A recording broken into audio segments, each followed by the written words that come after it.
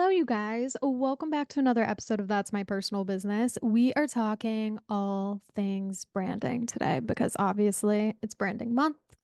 Calling All Brands is back. For those of you that don't know, Calling All Brands is our fan favorite course. It is all about how to build a personal and intuitive brand, and it has some of my favorite reviews of any course that we've ever put out. It's not as charting as the Artificial Light course, but it's close. And it's just like one of my favorite courses. I know you can't pick favorite children, but it's really close to being my favorite child. So I'm going to read you guys a review so that you can learn a little bit about calling all brands. So, from one of our clients, they said, if you are a business owner who feels like it's impossible to stand out in your field, calling all brands is the answer you've been looking for. I felt lost. I was trying to be like other successful people around me, and I felt miserable trying to post content and create marketing that didn't align with what I loved. Eden does an amazing job of teaching you how to harness the power you already have and turn it into a brand that is just as unique as you are. Taking this course feels like a therapy session with your best friend. In doing the work, I discovered things about myself and created a personalized brand that acts as a magnet to my ideal customers. If you are looking to cultivate an audience of people who truly care about you and the products you offer, this course is a no brainer. Eden created a course that is just as fun as it is productive, and it has fundamentally changed the way I think about branding. If I could invest in one piece of education this year, I would choose Calling All Brands every time. I'm sorry. Best review ever. I literally should have it framed in my house. So, if you want to feel the same and you want to start building a brand that attracts your ideal clients like a magnet, we have linked the Calling All Brands link for you down below. You can get started for as little as $99. So there's like literally no reason to not get started. Okay. So, anyway, yeah, obviously to celebrate Calling All Brands being back, we're talking branding this month. And we are talking about branding a little differently than normal because, in case you've missed the first two episodes, your brand is you. And in order for you to have a successful brand, you need to be in a good place. And so we're kind of talking about how to take care of yourself alongside taking care of your brand and producing your brand. And so the first episode, we talked about how to run your brand when your mental health sucks. Last week, we had an amazing episode with Amy Green Smith, talking about a plethora of things from, standing up for yourself, being a people pleaser, how to make sure that your brand is you and you speak to your values. It's an amazing episode. Go listen to the previous two episodes if you haven't already. But today we're going to be talking like nitty-gritty brand strategy and like what branding is, how it works, how to communicate it, as well as going through rapid fire the questions that you guys asked about branding on my Instagram. So I'm incredibly excited. So let's start by defining what a brand really is because it's so much more than just a logo or a name. It is the heart and soul of your business, and it is your heart and soul. It's you. I think it sounds so simple, but I'm like, if you take anything from this episode today, it should be that you ask yourself, how can I make my business more of a reflection of me? How can I make my business feel more like me, more like my values? How can I make people feel like they're getting to know me as a person when they're involving themselves with my business? It should encapsulate everything from your mission statement to the emotions you want your customers to feel when they interact with your products or services. So that's what a brand is like, point blank, easy peasy, simple. That's what a brand is. Then, so like think of that as a foundation. Like think of it like a house. That's the foundation. Then we have these other pillars that uphold the house that come out of the foundation that the brand impacts. So like one of those things is visual identity. This is what people always think of when they think of branding, right? They think of logos, color schemes, typography. Those things are great. Those things are important. Like, let me be so clear. Once you have the budget for those things, you absolutely should invest in them, which by the way, come talk to us at Amara the agency.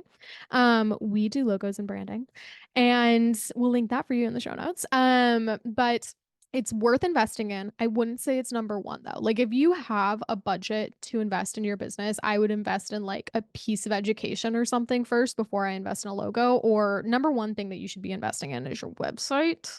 I can't talk about this enough, but that is a conversation for another day. You need to have a website. It needs to be professional. That is the home for your business.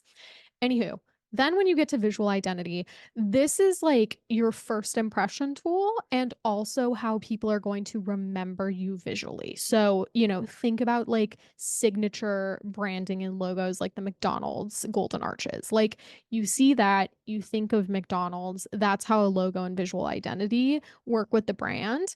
And what's important is that this logo should make you feel the things that your brand is, right? So, like going back to the essence of branding, the emotions that we want our customers to feel, our audience to feel, our values, how we interact with people, what we want our brand to be, the logo should remind them of that. And so that's when you have to start with that foundation of what a brand is, what your values are, what you want to bring into the world through your business and brands, your why, all of that information needs to be communicated through your logo. Like it needs to make sense. So if you're like a really easy breezy, beautiful, beachy brand that wants to help people feel relaxed and feel calm, having a bold sans serif in bright red probably isn't going to make the most sense for your brand, right? We're going to probably expect some neutrals, maybe some blues, some greens, some calming colors. We're going to bring in color theory to make sure that they're colors that make people feel calm, relaxed, like they're on a beach, all of that good stuff. So make sure that you start with that foundation. That's going to bleed into things like your visual identity. After that, you're going to work on crafting your perfect brand voice. So, your brand voice is how you communicate with your audience. So, this is where you need to decide like, how do I talk as a human being? Like, how do I interact with my friends and family? Like, what does that look like? Right. I, as a person, which you can probably tell from the podcast, am pretty blunt. I like giving it to my friends and family straight. I like encouraging them. I'm kind of like a blunt cheerleader. Like, I'm going to give it to you straight, but I'm also going to be like your biggest fan, your biggest cheerleader. You can do this, quit your corporate job, girly. Let's go. Like, let's start a new business. And so that's my brand voice. That's how I talk to my clients because that's how I talk in general and normal. And that's why it's natural for me to have the brand that I do is because it's just me as a person. And I know you're going to get so sick of hearing this, but like that really is what it comes down to is like, how can I show up in a way that is natural to me? Because that is how I'm going to connect with my clients best. And that's what my dream clients, those clients that I want to connect with, that's what they're looking for. And you're going to repel people who are not for you and attract the people that are. So, whether your brand tone slash your tone, you as a person, your tone, are professional, playful, somewhere in between, maybe you're Gen Z, maybe you're Gen X, maybe you're a millennial, like I want you to identify the ways that you speak as a person and then bring that into your brand voice so that you have this blueprint of how you're supposed to show up and talk to your audience because consistency is going to be the key thing here. We don't want to again say we have this easy breezy beautiful beachy, I don't know why that's the example I'm going for, but like easy breezy, beautiful, beachy brand. And our tone is really harsh and regimented and bold and like no bullshit. Like that doesn't make any sense. That's going to be super, super jarring. You're going to want to talk softly. You're going to want to be smooth. You're going to want to be relaxing. You're going to want your brand tone. And I'm assuming you as a human are just like calmer and you make people around you feel calm and relaxed. And that's what your brand voice is going to be like. So, again, coming back to who am I? Who am I naturally? How do I speak? And how can I now bring that into my business so that it's consistent across all planes? The next part that your brand shows up as is like your brand awareness. So, like, how does your brand communicate and show up online. And what you again need to ask yourself is like, how can I show my personality?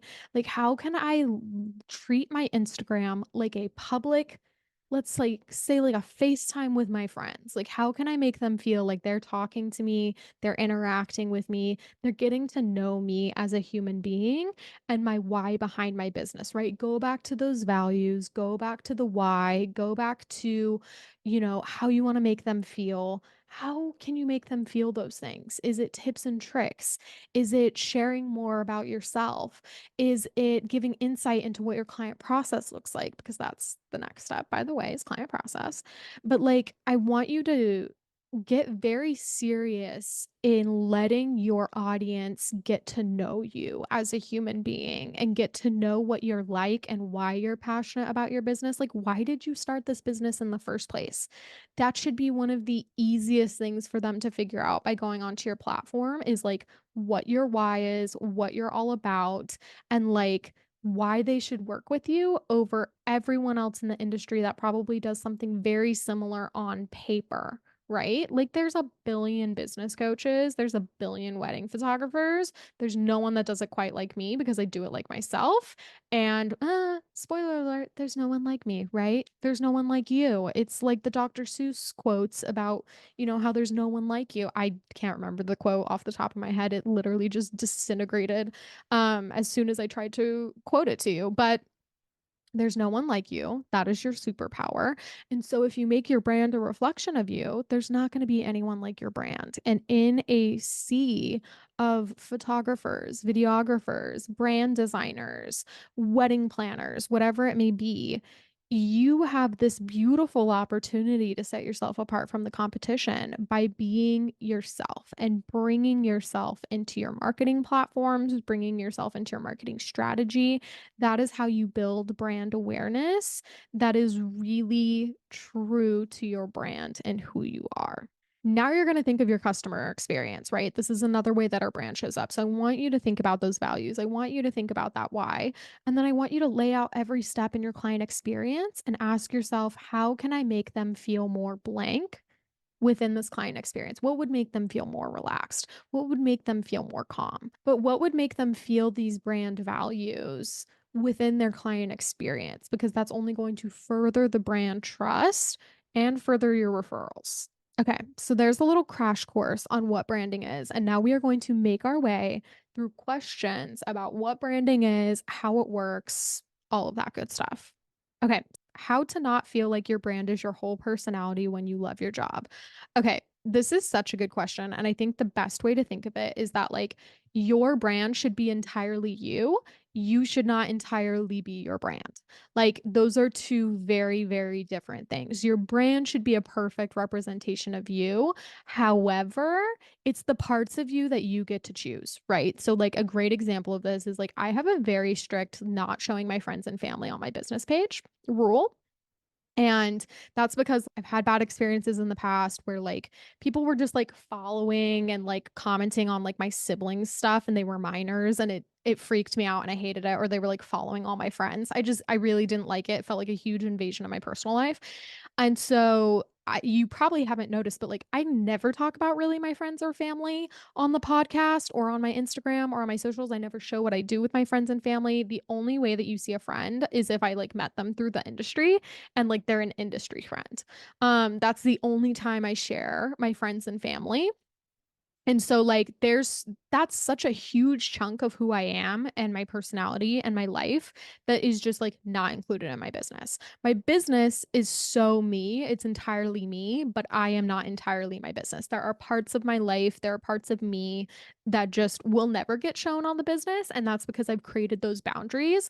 And so the best piece of advice that I would have when you're like having a hard time kind of blending those lines is like, how can I set up boundaries to make sure that my business is a representation of me without me becoming a representation of my business?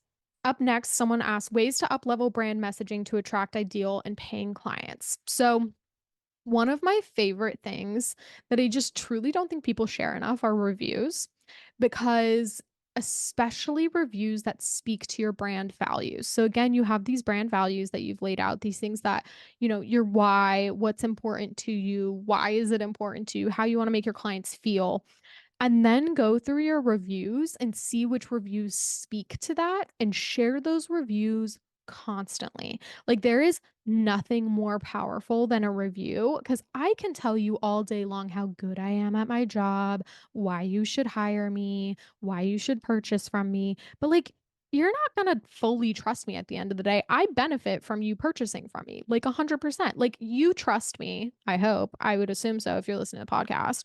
Like you do trust me, but like, you know who you're going to trust more? Someone who has nothing to gain by speaking up about my business. And that's what a review is. And so when you are wanting to up level your brand trust to attract more ideal clients and paying clients, share reviews that speak to your brand values because that's one of the most powerful brand messaging tools that you have. Okay. Next question is, what do you do if you want to venture out creatively in terms of style? I love this question because I think brand is ever evolving as our styles change, as we change. My brand is very different, not too different, but like different than it was several years ago. It's bolder, it's brighter, it's more colorful. Really, what you need to ask yourself in terms of like what you communicate is like, what do I want to book versus what is just pure experimentation? So, if you are venturing out stylistically and creatively and you do want to book more of that work, share it. Like, you are only going to book what you put out there. And so, if you are wanting to venture out and create something new, share that, please, if you want to book it more. If you're just experimenting for experiment's sake and you're like not sure if you love it, you're not sure if you want to book it yet, you're venturing out, but it's more for the sake of experimentation than anything, don't share it, right? My one thing that I will say is like as your style changes and as you change, you should always be given like if your service or your offerings or your products change, right? So like let's use for example you're a photographer, you're changing your editing. You always need to deliver to the client what they signed up for. So if they hired you while your editing style was one thing and now you've changed it to another, you need to deliver that original editing style. Like that is what's ethical. And so, same thing with like coaching. Like, if someone signs up during a coaching program and the coaching program looks like blank, like number one, we'll call it number one. If you change it to number two, you still need to deliver number one to that person rather than number two. Like, you should always be delivering what was agreed upon when they hired you. All right. Someone asks, my biz captures families, branding, and events. Do I start separate Instagrams? I personally would say yes. Branding clients aren't going to want to look at families, and families aren't going to want to look at branding clients. And so it is a lot of work to upkeep multiple Instagrams, but I think of it as like extra advertising. Like I get more space and more opportunity to have eyes on my work in a way that's truly aligned because I have these multiple Instagrams that aren't confusing people. As soon as you confuse someone, you are going to lose that brand trust. And that's the thing that we ultimately want to build more than anything. So I would have different Instagrams if you guys are trying to pursue multiple types of businesses or brands.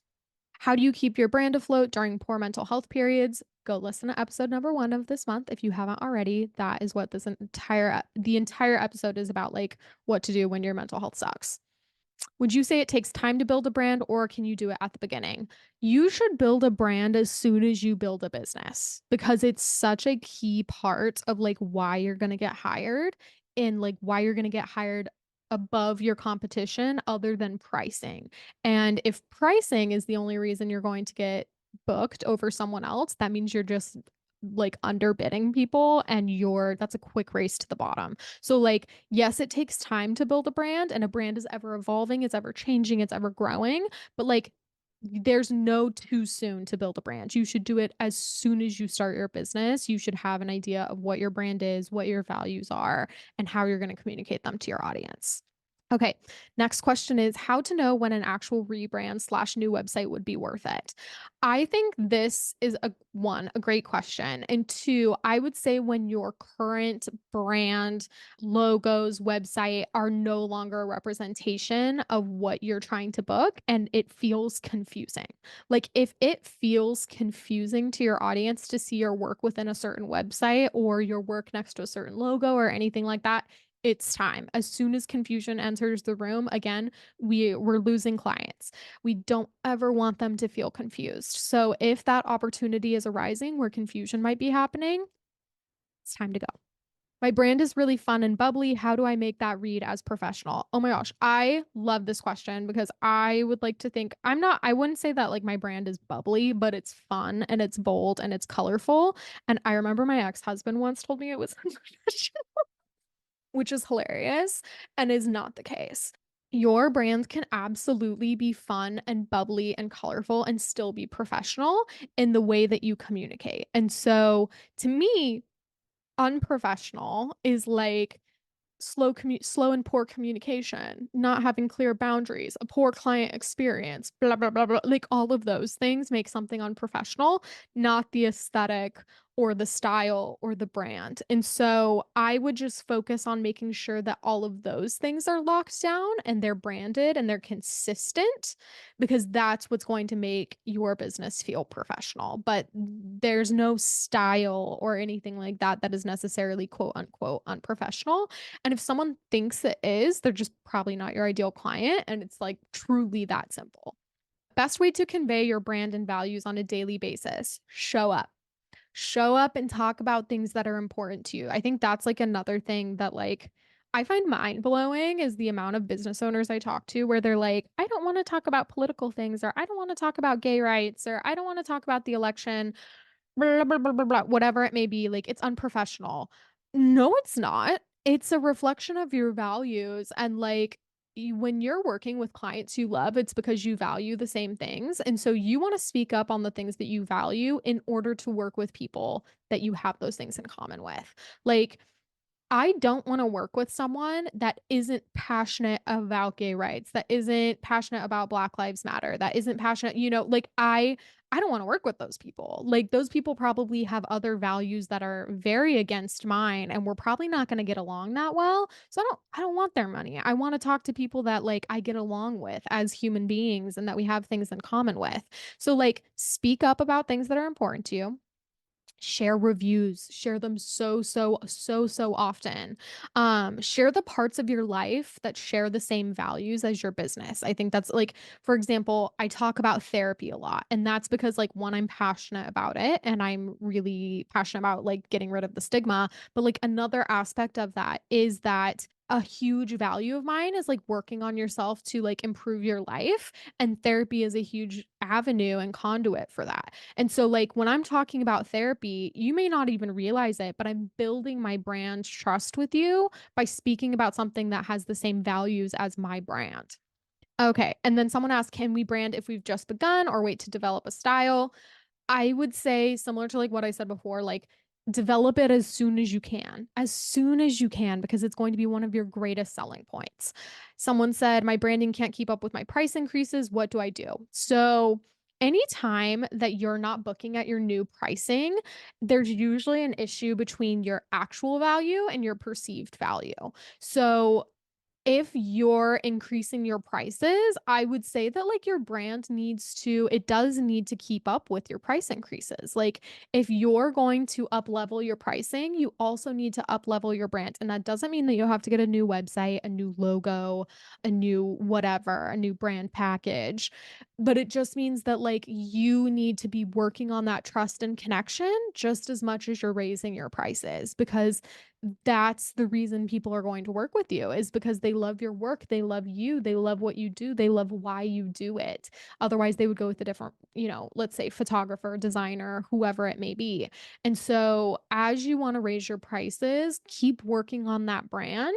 I think I understood that question correctly, but if not, please feel free to come back with more questions. But that is all the questions that we had come in for today. And yeah, I hope you guys found this episode helpful. I hope you found the Q&A helpful. I'm so excited for you to listen to next week's episode. It is absolutely amazing with yet another Amy, and we are talking about divine feminine, divine masculine, really finding ourselves and finding balance. And it's a extremely beautiful episode that I'm incredibly happy to share with you. So stay tuned for next week. Subscribe if you haven't already. If you can, please leave us a review. Share this episode if you found it helpful. Tell your friends, all of that good stuff. And don't forget that the links for becoming and calling all brands are for you in the show notes. So I love you guys. I mean it. And I will see you later.